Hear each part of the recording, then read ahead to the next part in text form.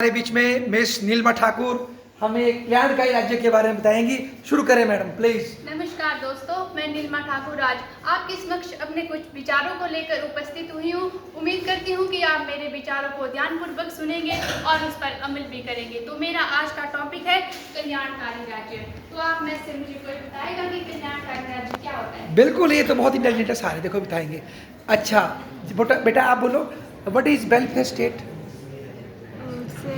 सोनी हाँ बोलो। हाँ बेटा, दूसरों की हेल्प करते हैं। जो दूसरों की हेल्प करते हैं, ठीक है। ये कैमरा बार बार आपका ही फोटो लाता है, आपको बड़ा वो करता है। अच्छा और बोलो, आप बोलो बेटा, व्हाट इज वेलफेयर स्टेट?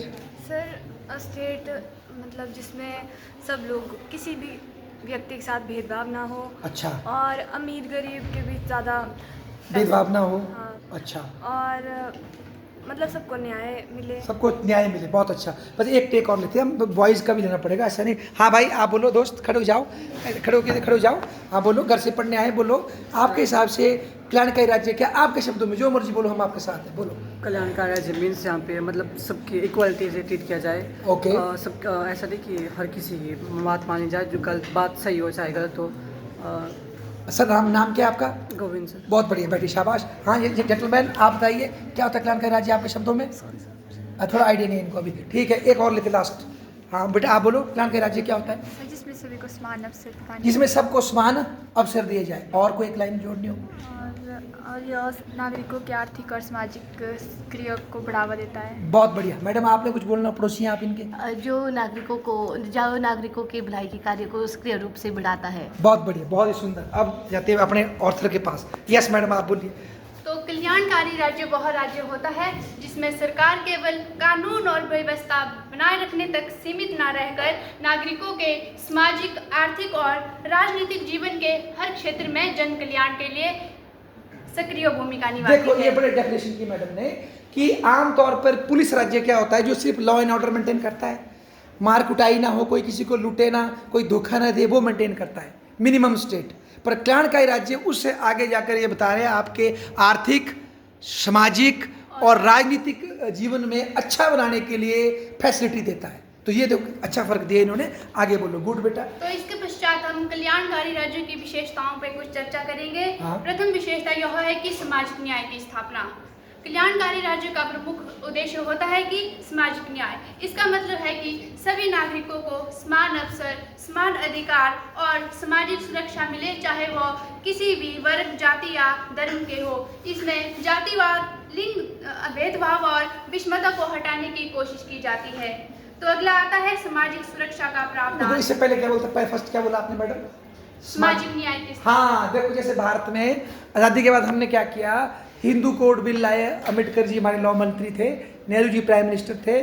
उसमें जो हमारी बेटियां थी उनको शादी के बाद अगर पति से ना बने तो तलाक का क्या दिया गया? अधिकार। पहले पुराने कानूनों में अधिकार नहीं था। फिर अगर तलाक होगा तो पति से खर्चा भी मिल सकता है। अगर शादी नहीं करेगी तो पापा की ज़मीन पे भी हिस्सा मिला उसको, ये फैसिलिटी दी गई तो स्थिति सुधरी उसकी। बेटी को भी बाप की संपत्ति में क्या दिया गया?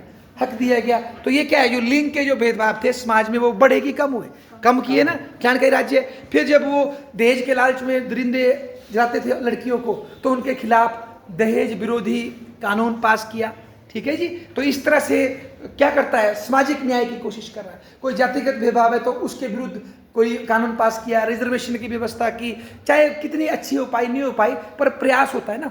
और भी जो होगा तो समाज में न्याय की स्थापना, गरीब आदमी के लिए कोई फैसिलिटी की व्यवस्था, वो बता रही है। आगे बोलो, शाबाश तो बेटा। दूसरा आता है सामाजिक सुरक्षा का प्रावधान। एक कल्याणकारी राज्य सभी नागरिकों को सामाजिक सुरक्षा का प्रावधान करता है। जैसे एक कल्याणकारी राज्य बेरोजगारी भत्ता, वृद्धावस्था पेंशन, विधवा पेंशन, दिव्यांग सहायता और बीमा योजनाएं उपलब्ध कराता है। ये योजनाएं नागरिकों को कठिन समय में सुरक्षा प्रदान करती है। शाबाश। देखो मतलब सोशल सिक्योरिटी का मतलब ये नहीं होता कि गुंडों से रक्षा करना। अक्सर हम धोखा खाते हैं। सोशल सिक्योरिटी मतलब गुंडों से रक्षा, नो नो नो। मतलब गरीबी, निर्धनता, अपंगता, किसी इस चीज़ से रक्षा करना। ठीक है। कोई बताएगा आप में से जो ये स्वास्थ्य के लिए कार्ड बनता है उसका क्या नाम है? यस मैडम आप बताओ। जो आयुष्मान कार्ड, और उसमें कितने लाख तक फैसिलिटी मिलती है हमें?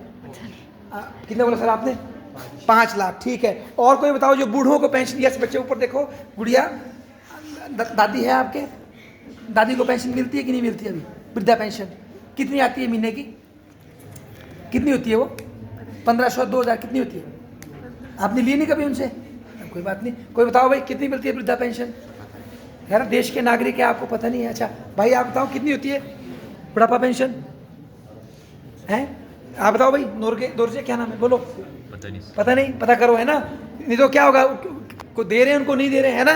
शाबाश, आगे बोलो। गुड बेटा। तो अगला आता है निःशुल्क और अनिवार्य शिक्षा। कल्याणकारी राज्य हर नागरिक को शिक्षा का अधिकार प्रदान करता है। भारत में 6 से 14 वर्ष तक के बच्चों के लिए मुफ्त और अनिवार्य शिक्षा देना राज्य का कर्तव्य होता है। भारतीय संविधान में शिक्षा का अधिकार अनुच्छेद 21 में दिया गया है। संविधान के 66वें संशोधन द्वारा 2002 में इसको जोड़ा गया था। गुड। तो अगला आता है स्वास्थ्य सुविधाओं की उपलब्धता। रुको देखो, इसमें ये जो इन्होंने बताया शिक्षा का अधिकार, कोई बताएगा शिक्षा का अधिकार को इतना महत्व क्यों दे रहे हैं? कोई बच्चा करेगा एक्सप्लेन? हाँ हाँ बोलो बेटा, क्यों इतना शिक्षा के अधिकार को महत्व दे रहे हैं? उसे रोटी का अधिकार दे दो, शिक्षा से क्या लेना? सर क्योंकि अगर सभी शिक्षित होंगे तो विकास बढ़ेगा देश का। गुड। सब शिक्षित होंगे, देश का क्या होगा?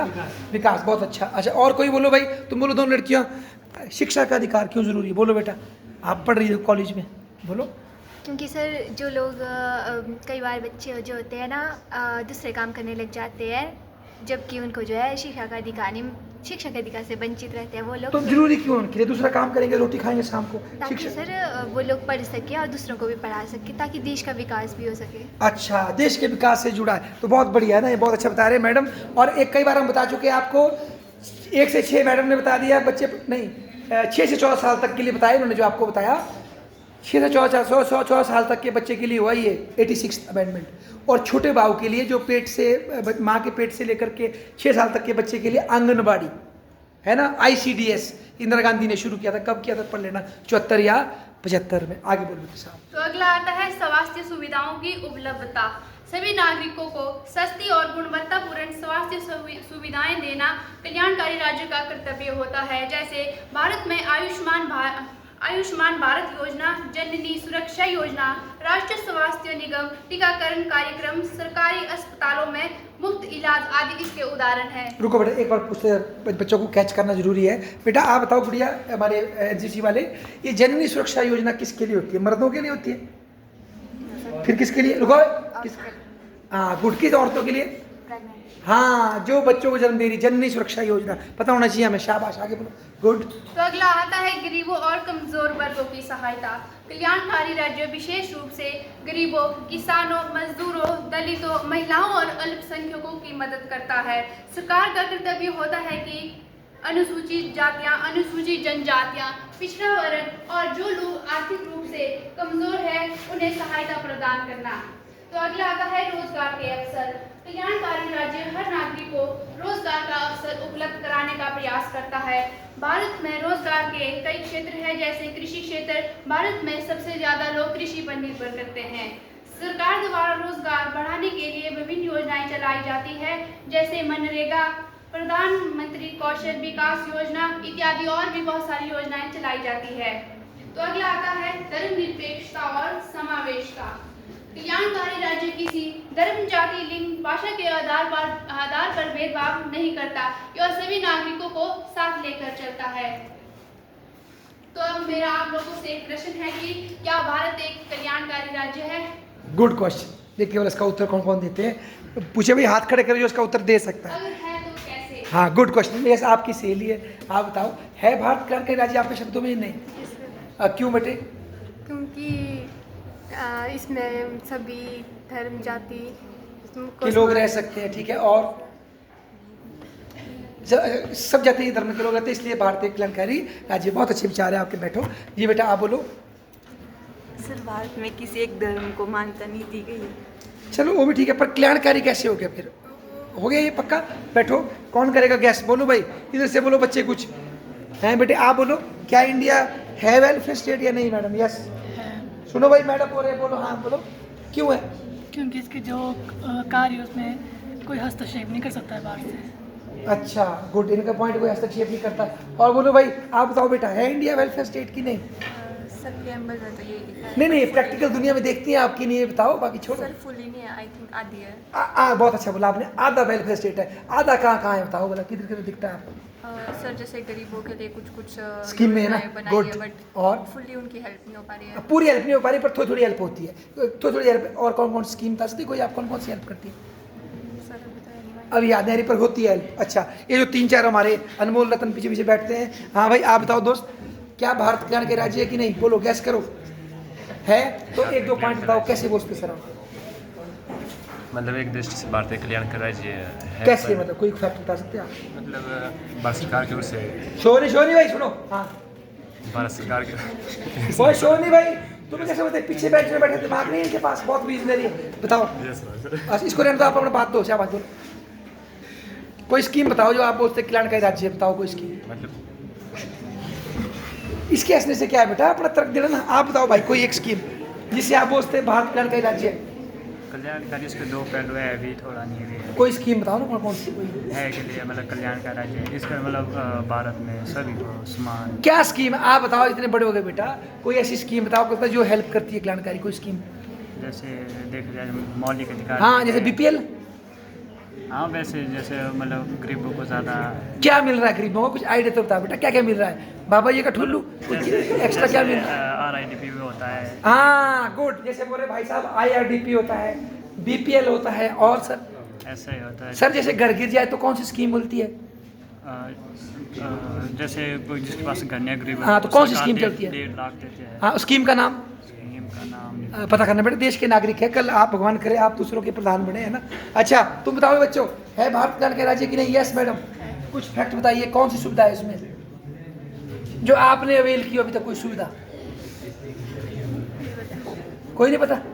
ऐसा कैसे हो सकता है यार? आप उन बच्चे हैं सर है पर पता नहीं कैसे। पर है पर पता नहीं है, बहुत बढ़िया, हमारा देश बहुत आगे जा रहा है, बहुत अच्छा। चलो मैडम से पूछते हैं, आप बोलो बेटा, लास्ट में आप यहाँ खड़े, है इंडिया कल्याण के राज्य की नहीं? तो कुछ फैक्ट बताओ। क्योंकि सर जो भारत शोनी भाई, हाँ, जो है वो हमें स्वतंत्रता का अधिकार देता है, शिक्षा का अधिकार देता है, और हमें शिक्षा का अधिकार, रोजगार, अच्छा ठीक है, रोजगार और देता है, जैसे कि मनरेगा देता है, जिसका भी भारत एक कल्याण का राज्य है। बहुत बढ़िया। सबसे बड़ा देखो बेटा, ये कॉलेज है देखो आपका, तो ये इस कॉलेज में जो हम फीस दे रहे हैं, जितनी फीस देते हैं आप, 2000-1500, कितनी थी फीस आपको? नॉलेज एडमिशन फीस कितनी थी? भूल गया, इसका मतलब सस्ती थी, नहीं तो भूलते नहीं आप। तो इसका मतलब क्या है, ये सरकारी है ना, तो ये भी एक उदाहरण है कल्याण के राज्य का। आगे बोलो, शाबाश बेटे। तो हाँ, भारत एक कल्याणकारी राज्य है क्योंकि यह अपने संविधान के माध्यम से अपने नागरिकों के जीवन की गुणवत्ता में सुधार लाने और सामाजिक आर्थिक सुरक्षा सुनिश्चित करने के लिए विभिन्न नीतियों, कार्यक्रमों और संवैधानिक प्रावधानों को लागू करता है। जैसे मैंने आपको पहले भी बताया, सरकार जैसे मनरेगा, राष्ट्रीय खाद्य सुरक्षा अधिनियम और सामाजिक सुरक्षा पेंशन जैसी विभिन्न योजनाओं के माध्यम से गरीबों और कमजोर वर्गों की सहायता करते हैं। तो ये था मेरा आज का टॉपिक। आशा करती हूँ कि आप सभी ने